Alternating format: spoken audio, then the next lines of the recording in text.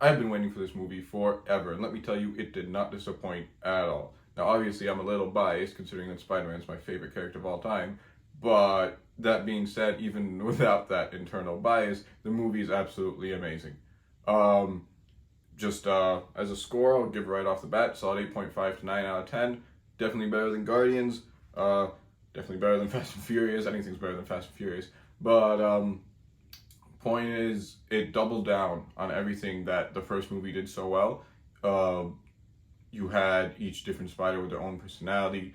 You had the animation, which just they made it so much better, which I didn't even think was possible.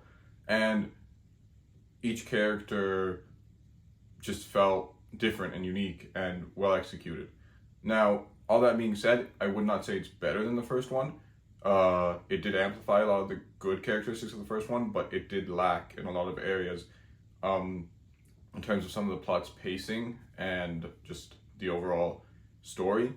And because of those, I would say the first one's still better. I'm going to get the negatives out of the way really quick because there's only a couple, and then we can focus on the good stuff. The animation, while better, just because of the number of contradicting styles, you can get a bit of a headache while watching it. Your eyes don't really know what to fixate on.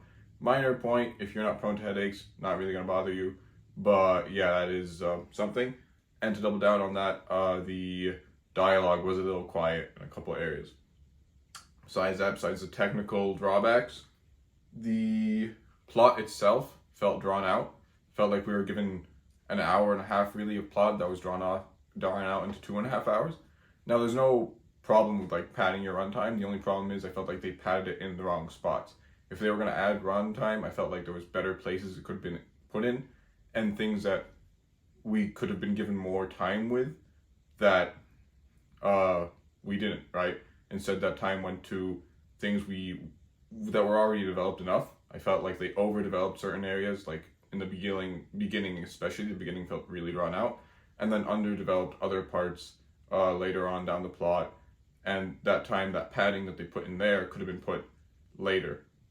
So yeah, it didn't feel like a long movie. It just felt like where they put the extra time they had, they could have just picked better spots, and they could have given us more time with some of the smaller characters than where they chose to pad the runtime.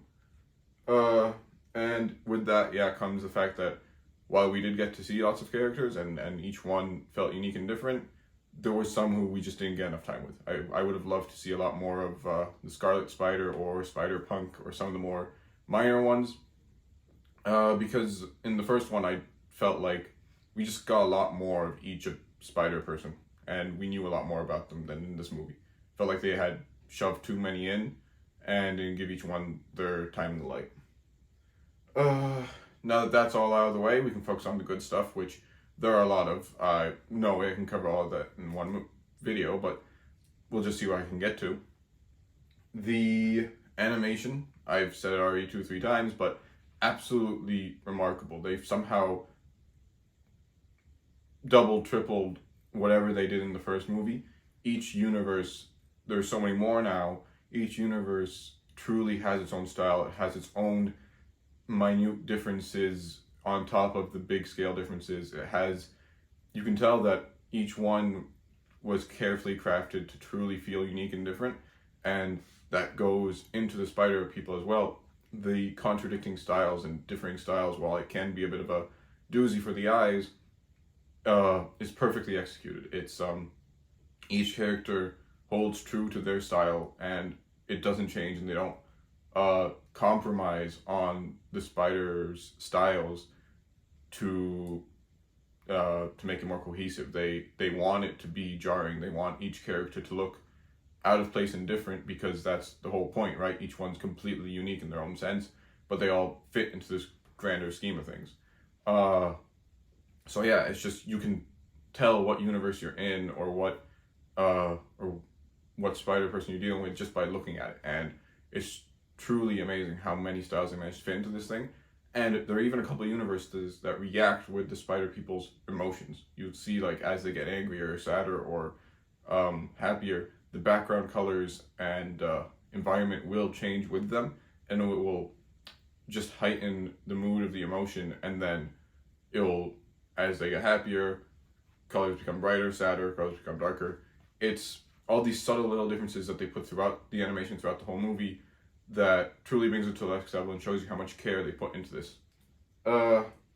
Besides that, characters, while I did say we needed more time with them, the ones that we did get lots of time with, Miles, his mother, Gwen, Spider-Punk, and Spider-Man India, those were all perfectly fleshed out, and Spider-Man India and Spider-Punk, not as much, but those were all, Miguel and Peter B. Parker, they were all given their time, the dynamics between them was well done, and watching how they navigate each of their individual, essentially you're navigating relationships with yourself, and it's interesting to see how each one deals with the exact same problems, because essentially every spider person is faced with the exact same sort of story, but each one conquers it in a different way, and watching how they relay those relationships and those issues with each other is really interesting. So some of the really good dynamics are between Peter B. Parker and Miguel,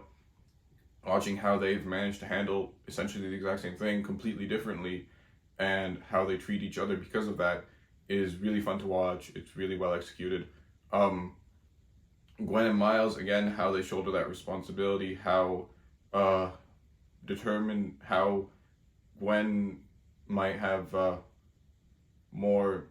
how Gwen sort of fell into a bit of a depressive state. She was forced down by some things, while Miles fought against it, pushed again, and that contradicting style again between the two and how they related between that. And one of the relationships I really enjoyed, but completely minor, is Miles and his mother.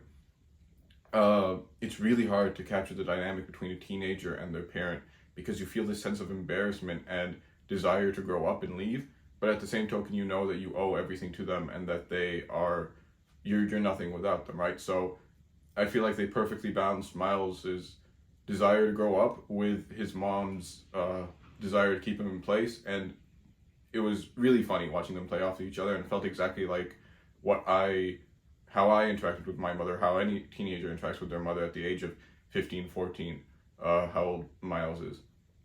So yeah, all that is really well executed. Overall, everyone felt unique, well placed. Movie didn't overstay its welcome.